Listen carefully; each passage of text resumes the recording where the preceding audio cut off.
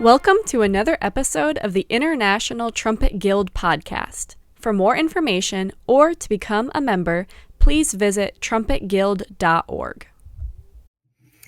Hi, everybody, and welcome to our inaugural season of the official International Trumpet Guild podcast. My name is Jazzmine Van Veld, and I am a current DMA student at CCM and a former student of our incredible guest today. So I would like to welcome Tom Hooten. For those of you who don't know Tom, he is an incredible musician. He started his career in the United States President's Own Marine Band back in 2000, and then he went on to be the assistant principal trumpet of the Indianapolis Symphony Orchestra, followed by a principal trumpet in Atlanta, and then he has been the principal trumpet of the Los Angeles Philharmonic since 2012. He is also an incredible pedagogue. He has taught at USC Thornton for 8 years now. He also runs his own trumpet mastery course, which is a virtual course where he shares all of his in-depth wisdom and knowledge. And he is also an entrepreneur with his embouchure and a few other inventions on the docket, I believe. So thank you so much, Tom, for coming today. I am so excited to have you here and speak with you. Thanks, Jazzmine. It's great to see you, and I love teaching you. You're one of the best. And so great to be here. I hope I can answer your questions. And thanks for the introduction. It makes me feel like I have a bunch to do. Of course. I'm so excited. Like, one of the main goals that we're trying to do with this podcast is kind of get out there and make it different from other typical trumpet or brass podcasts that are out there. And instead of having the focus be on like the technical trumpet things and like challenges you face with trumpet playing, we want to kind of shift it to be like, what makes you the human that you are, and how can we connect as humans as opposed to just as trumpet players? Yeah. And I think it's just so important. I agree. And I think the word you said there was connect. And I think it's all connected. You know, what I've always believed is that, you know, on this path that I have as a human being, the more that I can sort of try to find balance and, you know, trip and fall and get back up and realize what it takes me to get back up and to enjoy my life better, to share it better. It all helps. It all helps with being a musician. That's the thing I love about being a musician, is that it kind of requires all of us, like all of you, you know, and I think the things I've done in my life that have seemed insignificant in the music business always seem to kind of have some connection that I find out later, or, you know, maybe it was the inspiration of going to some crazy event that was like, oh, that's not a trumpet thing, but it really ends up helping. So I think it's a great premise. So Absolutely. And, you know, when I think of like kind, caring, thoughtful, mindful humans in our industry, you're kind of one of the first people that comes to my mind. So yeah, thank you again for being here. So I guess starting with that, going off that, what kinds of things outside of the physical trumpet playing have you had to work on and focus on to get to where you are now? Yeah, so if I really take out anything trumpet centric, some of the sort of fundamental ideas of, we'll call it human development, I guess, or personal development. I don't know why I sort of feel self-conscious of saying that. I mean, I honestly still feel like there's a little bit of a stigma around self-improvement, and I don't know why that is. But I'm diehard, sort of all in on that kind of stuff. And so some of the things I've had to work on are like some basic things, like learning how to relax. Like I feel like that's something that you think you know what it is, and then you find new levels of low, which are good levels of low.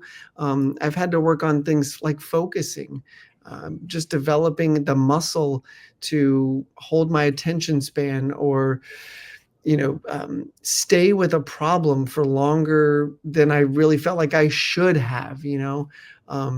I've had to work on a lot of, let's see, how do I say this? kind of like internal belief things. One of the questions I saw that you were very kind to send some of the questions you're going to ask is this idea of like imposter syndrome. And I wouldn't say I'm like well versed on exactly what that means, but if I get the general gist, I definitely remember going to Atlanta and feeling like, what am I doing here? Like I'm not. I did not see myself as this, and sort of having to deal with that on and off stage has been tough. And then some kind of musical things, like I've had to work on nitty gritty, like what does it mean to phrase well? What are my options as being a storyteller? Using my imagination, really swinging for the fences, feeling comfortable with not being comfortable. And then some of the other things that aren't really that fun per se, but because of the introduction, I've had to learn things like business management skills. I've had to learn like how do I manage, maybe somebody that's working for me. How do I navigate online social media for these things and still try to manage who I am as a person, and like, does that image connect? And that's been interesting. It's fun in some ways. But, there's lots of things like that. And I think the list probably goes on and on and on and on. Like recently, if I can show you a little bit, you see this? Oh no. I went to this guy yesterday, and you'll have to keep me on track because I'll just go on and on, but I'll just one little tidbit. I'll tell you one little thread of my reality here in the last let's call it year. I was working with this guy that did IBP, which is integrative body psychotherapy. And this guy helped me with sort of dealing with emotions, and then how do those emotions like live in your body? Because whether, the audience listening now believes it or not, you hold emotions in your body through tension, through whatever you want to call it, holding, who knows, knots in your shoulder. So I was working with this guy, and it was amazing helping me learn how to relax and take deeper breaths without this struggle. And then he recommended I go work with this other guy who was like worked with like deep tissue release. And then I went with this guy yesterday who was recommended from that guy that did some stuff like this cupping and like really, really hard massage stuff that, oh my goodness, I feel like I have better posture.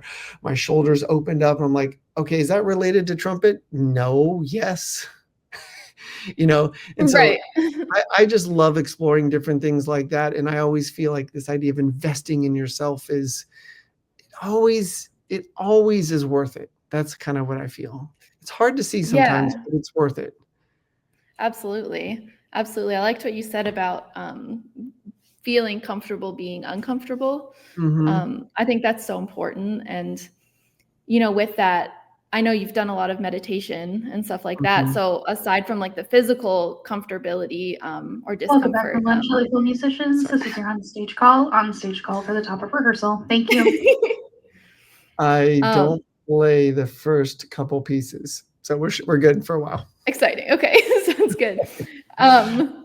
So with that, like, how do you face that from like a mental side of things? Like any sort of like therapy there or meditation?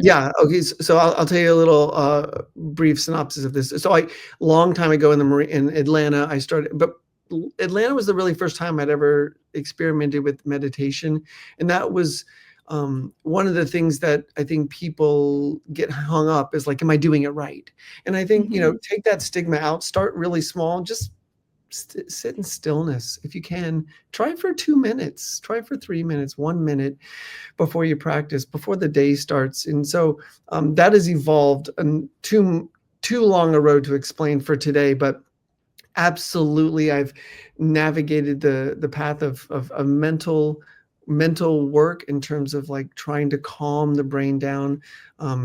And I'm not using the right words because the words fall short. I'm trying to find stillness or try to find non-reactionary or a little bit more. Like when I first started, the little timer would go off and it would startle me. And then after a couple of weeks and months, it would go off and I would, oh, wow. And that non-reaction helped immensely in music. It helped me immensely. And like, oh, that didn't work. It's like, whoa, hold on. What didn't work? And so that really helped me a lot when it came to auditioning and performance mindset, to just really feel like I'm a little bit, there's like a buffer between like my knee-jerk reaction of like, this stove is hot, and like, wait, this is not a stove burning me right now. This isn't a lion chasing me. This is different. And I sometimes think we can acclimate to always reacting like that because we find it valuable. But it's not. Sometimes it's better to slow down and think and just sort of put a distance there. Yeah. So when, I guess, in your like timeline, did you start really focusing on this stuff? Was it earlier on or not until like Atlanta? Well, yeah. So when I was in the Marine, I mean, this whole idea of self-improvement, or somebody even saying like, hey, look through this door, like you could have a conversation about how you think about life and organize your life. And, there's like basic psychology here. That was when I was like about a senior in college. My mom's boss had this set of tapes by a guy named Tony Robbins. And I'm showing my age besides my hair, but I got this set of tapes for him for free, and I listened to him and I was like, holy bleep, like, what, this is like life design stuff. Cool. I've never heard about this. Like, you mean there are patterns to human behavior? Cool. Like, what are those things? And like, what are the different situations around relationships and around self-talk? I'm like, yeah, you can open the hood here and sort of like design this how you want. And I was like, wow, this is super cool. And then when I got in the Marine Band and I had a little bit of a paycheck, first thing I did was I spent $700 and I drove to Jersey and did like a 4-day intensive with Tony Robbins and like 5,000 other people, where we're jumping up and moving our bodies and breathing and like journaling and goal setting. And I was like, and I left that thing like, I know what I'm going to do. I'm going to be principal trumpet of a major symphony. And I was like dead clear on it. I didn't know how, but that 4-day weekend just supercharged me and just gave me like a blueprint. It's like, no stone unturned. Like, have fun with this. Screw up, mess up, try things. Like, don't be shamed by other people because you're enthusiastic. Just go. And that really set me on this, like, it really opened up a whole host of doors that took me years to explore and go through and find other doors. That's where it really started. But the meditations specifically was hard to say when that, I needed to mature a little bit before I really saw the value in that. Right. If you were to like go back now, and like everything you have learned and the ways you have developed, how do you think that would have helped you back then? How would it have helped me? Okay. The reality is that if I had slowed down, if I had taken the time to, sounds cheesy, like read all the things that came with books, like method books, I could have like saved myself. I really could have had a jump start on the things that I understand now, that maybe things I'm figuring out in the last couple of years. Like, oh, wow. Oh, I see a pattern. If I had taken the time to slow down and not just be go, go, go. Honestly, some of that was like family kind of upbringing, this ideology of like go, go, go, go, go, and for better, for worse, your parents usually do the best they can. But I looking back, I really regret that I didn't study more.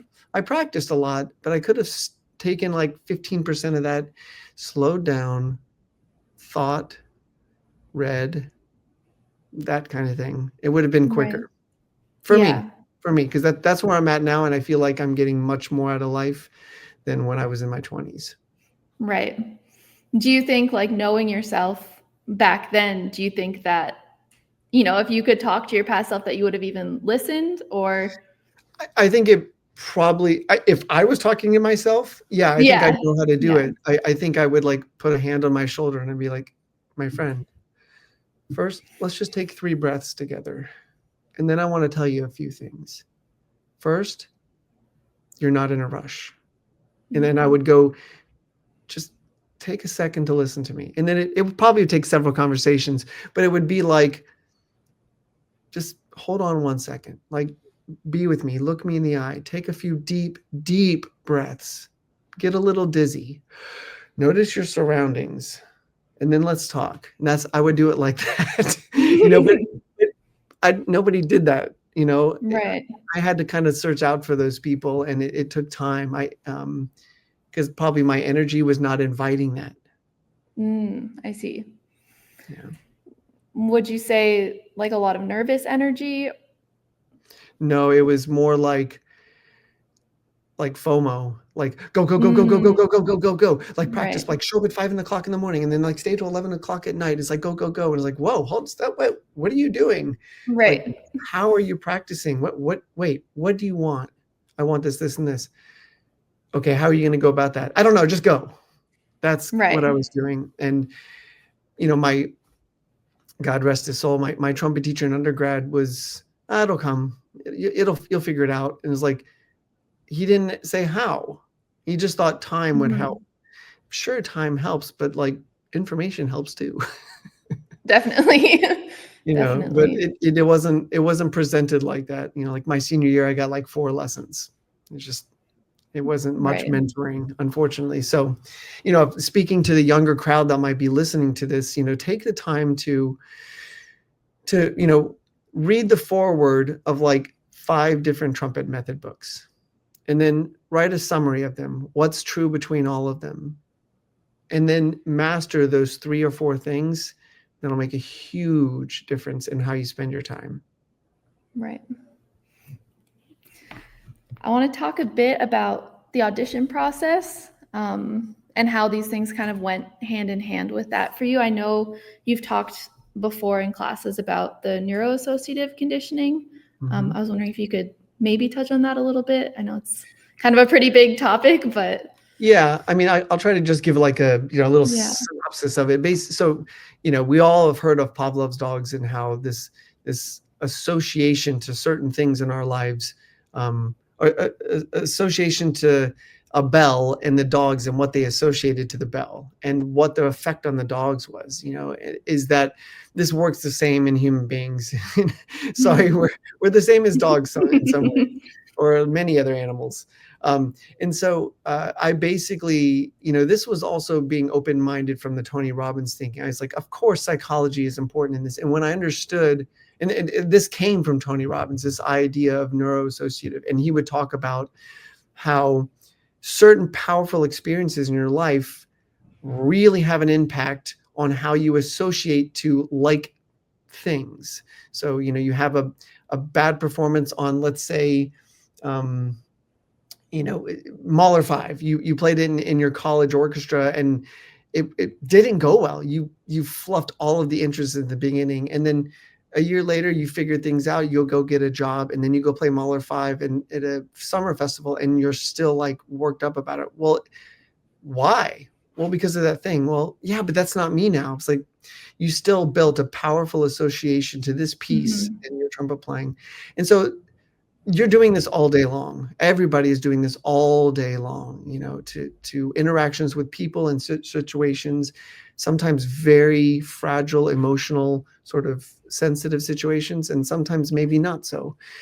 But because musicians usually put everything they have into being a musician, when things don't go well, it can cut deep, and we build these powerful associations. And the cool thing is you can actually build them yourself. It just takes conscientious sort of like setting a blueprint and then repeating the action sort of like, I'll say synthetically, because like organically these things happen, and it'd be great if the awesome ones happened all the time, but they don't. And so I really programmed myself to feel confident, calm, and focused when I pick up my trumpet, like over and over and over. And now it's hard to think anything else. There's times when I'm challenged with it, when I maybe have a bad association with a certain thing, or, something happens like not great. And then like, oh, we have 3 more concerts. You're like, oh, it's a mental challenge. But I feel like I have such a deep cache of experience the other way that I'll still feel like a little tentative, but I've had so much mental momentum that I've set up physiologically and mentally. And the cross section of those, I pick up my trumpet, I feel confident, calm, focused. I've built that. And so people should know that there's no shame in this. You should not feel shame if you feel scared, or if you feel frightened, or if you feel like nervous about something. That's fine. It's more normal than anything else. And so, but you can get in the driver's seat and create the associations that you want. You just have to do it. Right. Did you find, like, were there anything that happened in your auditions, like each step of the way, that maybe built some of those fears or anxieties for your next auditions, or was it pretty like simple, straightforward? That's a good question. I don't have a strong memory of that. So I'm going to kind of say like maybe nothing traumatic happened to me. There's something else I should sort of share about myself. And this is sort of like not flattering, but it helps, is that I can be pretty naive, or at least when I was younger, I was really naive. And so I sometimes, like when I first took my audition, the first audition I ever took was for the President's Own. I'd never taken another audition before that. Whoa. And I just worked as hard as I could up to then. And I remember the girl that I was dating, her mom lived in Maryland, and she came and picked me up, and I was like, I won. She's like, what? You won? I was like, yeah, I won it. She's like, oh my God. And I looked at her like, that's a big deal, I guess, right? She's like, yes. I had no idea. I was so naive. I just thought, well, and I don't know. So I think sometimes being naive, and here, I think here's what naive is that it's through ignorance that I don't assign a bunch of meaning to stuff. Like I didn't know. It's like, oh, if I don't get this means something bad. It's like, I didn't mean anything to me either way. It's like, well, I'll just keep working. It never crossed my mind that I would like give up. It's like, no, what do I fix next? Like, what do I have to work on next? And so I would go to auditions like, I don't think I could have done any more. Like, seriously, I kind of, not unhealthily, like all night long working on stuff, but like, I think I gave it the best balanced go I could give it. And here I am. It's about as best as I can do. And so, not to say that make me relax, but it did make me feel like I could just, here's what it is, and I, if something happened not great, it was like, well, that was a mistake. And I don't know. I don't assign a bunch of meaning to like, right. I don't feel like one audition, one performance, a couple of recitals, they don't define me. And so if I walk around with this kind of naive thing, it's like, yes, it does. I'm like, well, that's your opinion. I don't think it defines me. So, I've seen so many great players have a tough night. They still make great music. And so I just don't walk around with this belief. Now, don't get me wrong. I get frustrated and mad and pissed off about things that don't go like I want sometimes. Yeah. But I sort of like, it just kind of goes off my back. And I'm like, well, okay, well, no point in holding on to this. I just got to keep going. So what advice would you have then, for myself, even like I personally struggle a lot with those thoughts of like, even just like something as simple as a studio class performance. I'm like, everyone is judging me. Everyone thinks I'm terrible. And this is just going to prove it like further. What advice do you have for that then? Well, so I think there's two things. There's one where it's like, I could talk to you about like logically, like what, and I would say like, well, just keep going with that thought. Like, and like, let's see like how valid it is, say everybody's judging you. Everybody's just, well, people maybe be judging you because they're mostly thinking of how you relate to them. So people are mostly thinking of themselves. It's kind of human nature. And so we're all reflecting about like, how do I relate to that? How do I relate to that? It might feel like judging, but really the truth is that it doesn't mean anything. Like, we could be hit by a comet today and it's like, oh, I'm so glad I stressed about this performance in studio classes. Like, doesn't matter. Right. And so I just try to like remind myself of the humility and sort of like this human experience is like, this is like a little bit of the monkey mind that keeps coming back. That wants you to believe a narrative that you keep talking to yourself. It's like, let me look for evidence of this narrative, and your brain will look for that. So, right. Trying to interrupt the pattern a little bit. So what I was going to say is that there's two things. There's the one that's the logical side, and then there's the physiological habit that one might have in those situations. And here's the tricky part, is that you could think logically all the way up into that moment, and then physiologically it takes over. So emotion is motion, meaning that what we hold in our body can really dictate how we think and feel sometimes. And so the feeling, is it emotion or is it a feeling? It's like, and so we have to, this is why I feel like I've worked on both, because I did a lot of meditation and then I hit a brick wall. And then I worked with somebody that was like meditation and like psychotherapy and like breath work. You're like, I had the craziest experiences in breath work where my hand clenched up and I'm like, what's going on?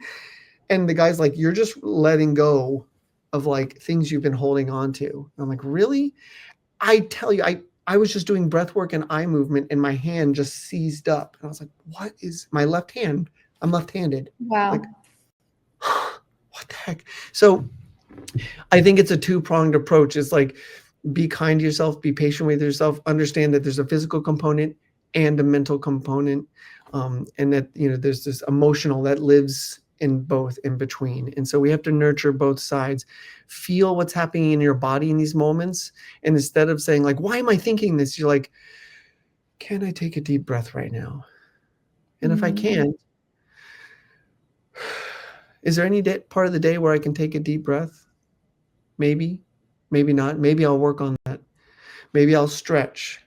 And maybe if I can take a deep breath and feel a little bit more relaxed, maybe I'll go to rehearsal or go to studio class. And instead of thinking these people are judging me, I was like, can I, okay, blah, blah, blah, I know. Can you take a deep breath right now? You're like, and then you actually look at the people and you're like, they're all smiling at me. Why was I thinking that they're judging me? Because I was in my own head, like trying to look for a narrative, and one person that's sitting there like this, and 9 other people are like, let's hear what you got. You know what I'm saying? So I think it's multi-pronged. Yeah, absolutely. I was thinking to what you were talking about earlier about when you were younger, you were very go, go, go, and the idea of FOMO and those things. I guess with my experience working with you at USC, I guess I've seen you try harder in the last couple of years to like chill a little bit on that level too, like even now where you are. So what do you recommend for people like struggling to find that like work-life balance and like trying to find being okay with not doing every single thing, even if you want to do every single thing? So I think there are, I talked about this a little bit, in studio class when you were at USC, and I talk about it on like honesty days, in which we, it's basically like a day where we kind of like open up and talk about what's important to us at USC and stuff like this. And one of my favorite stories about this was, and you might have been, I think you were there for this. I won't say any names, of course, but this one student came up and said, I want to do so much. I want to play an orchestra. I want to do brass band. There's conducting. I love conducting, and and this and this. And I said, and then they said something about, oh, there's this new thing happening at this school, and I was like, what? And yeah, they're looking for somebody to run this brass thing and like conduct it. And I was like, tell me more about it. And I started messing with the person. Of course, I would never go behind a student's back and try to take something from them, never in a million years. But I was exercising a point, and he looked at me like, wait a minute, are you interested in this? And I said, no, I'm not. I'm not interested in it. But what my point is that why would I be a threat to you? And maybe just hang tight with me for this point, is that I never thought when I was in undergrad or graduate school that even graduate school, I didn't know that I wanted to be principal trumpet. I was just focused on getting better. And then after that, when I got more laser-like focused on what I want, I still was laser-like focused on what does it take for me as a human being to step into this vision that I had? Well, it took meditation, it took taking lessons, it took all these things. I was like, but I was laser focused on one thing. I want to be principal trumpet of a big orchestra. Okay. Well, now I entrepreneur and I have online business and I play 60, 70 movies so far. I do soloing. And it's like, wait, no. I want to be an orchestral musician. So getting good at learning what it's like to get good at one thing oftentimes leads to a whole tree of opportunities. And so it's really tough sometimes to trust in that. But again, I was naive. I really was. And that helped me be kind of like stupidly focused on one thing that had such a crazy low return on possibility. On the surface, I think it has a big possibility of return, but I didn't know that till later. Right.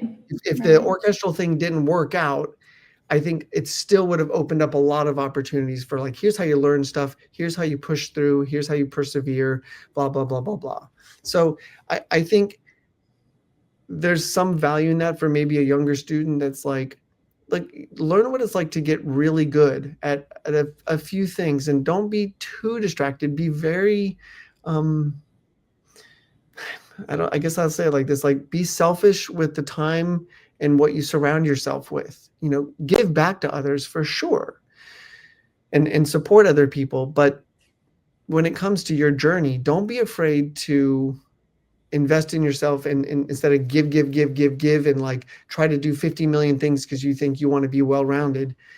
I think there's a time to be really focused. That might be the wrong advice for some people, but that's what worked for me. And I see a lot of students that they'll dilute their time so much. I have conversations with students right now that I say, where are you investing your time? Well, I'm saving myself for rehearsals. I'm saving myself for quintet. I'm saving myself for orchestra. I'm like, well, are you saving yourself for you? Like, do you ever have time to like, you say, no.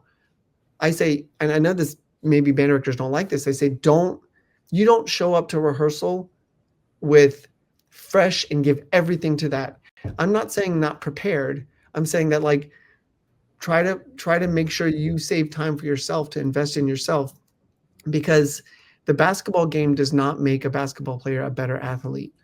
Right. Rehearsal I'm about to go to doesn't make me a better trumpet player. It makes me a better musician from listening and adjusting.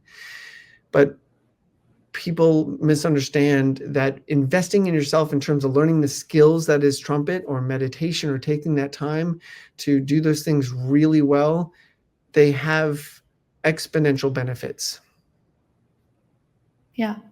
Yeah, absolutely.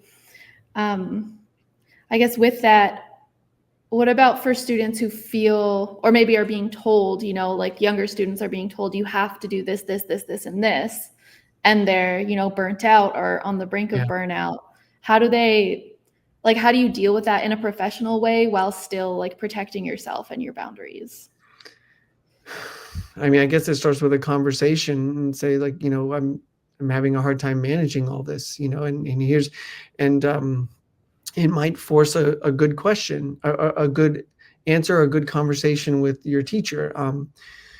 A lot of people that I talk to, whether like potential people from my online course or people at school, it's like number one thing is like, I'm getting beat up.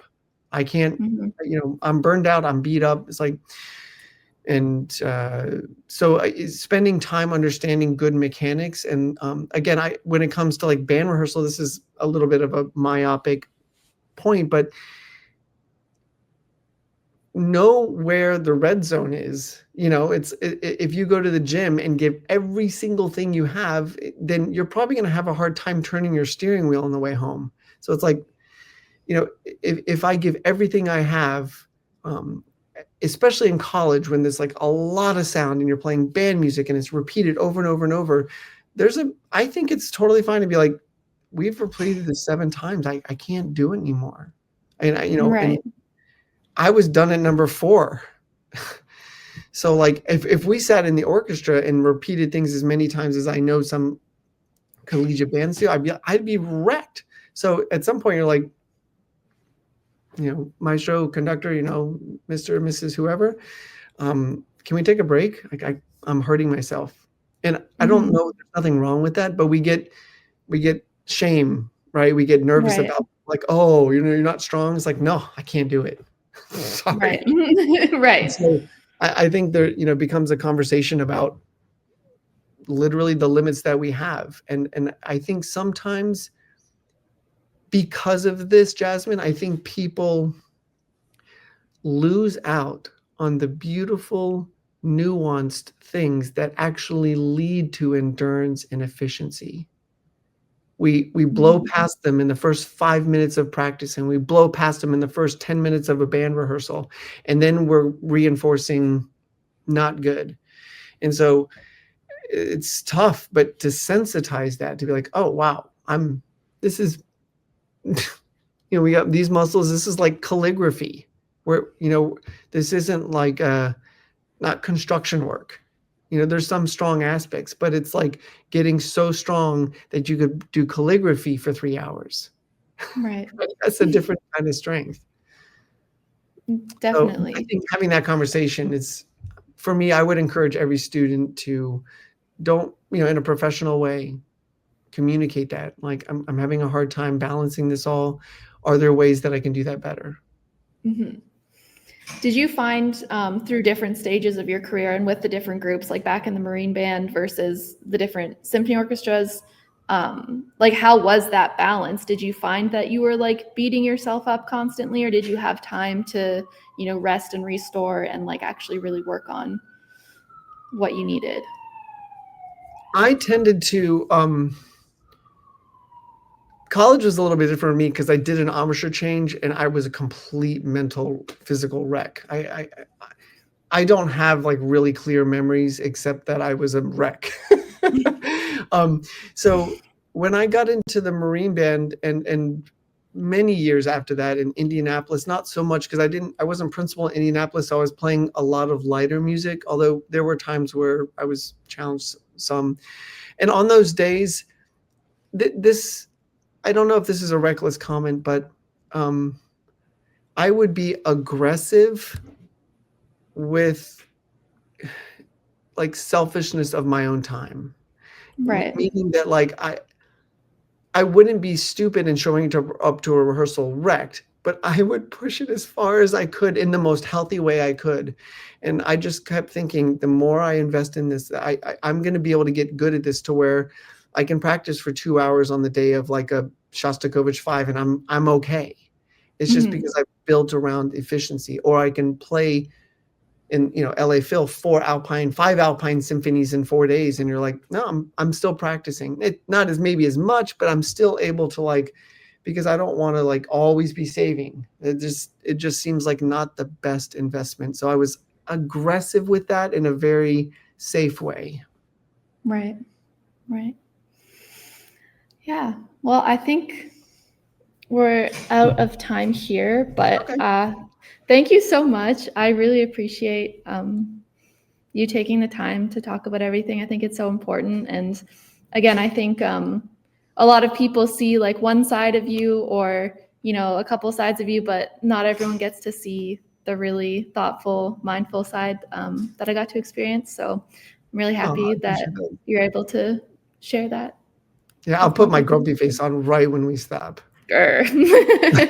But can I just say one thing in closing is that, yes, don't be afraid to use things like new technologies today to at least start a conversation, whether that's like Grok or some type of AI, not necessarily to like, use it as a tool. But if you're a student out there that maybe you heard this podcast and you're like, okay, and you maybe stirred some thoughts about how can I apply these things, use some of today's technology to like give you ideas of like opening up doors, whether it's like, what would you recommend for somebody that's starting meditation? There's some great resources there and great suggestions that can at least get you started on a path. But the number one thing I would say about like meditation and mindfulness, which is kind of the premise of today, like kind of self-help and making sure that you're taking care of yourself, the human being, is exercise the muscle daily, whether that's taking a moment to, I'm going to breathe 10 good breaths. Wim Hof. Oh my gosh, love Wim Hof. but just commit to this time for yourself every day and use whatever resource to help you get ideas. If you get stale on something, try something different. It's still being consistent. Just find your path, let it meander, but yeah, I really appreciate this conversation that you're having.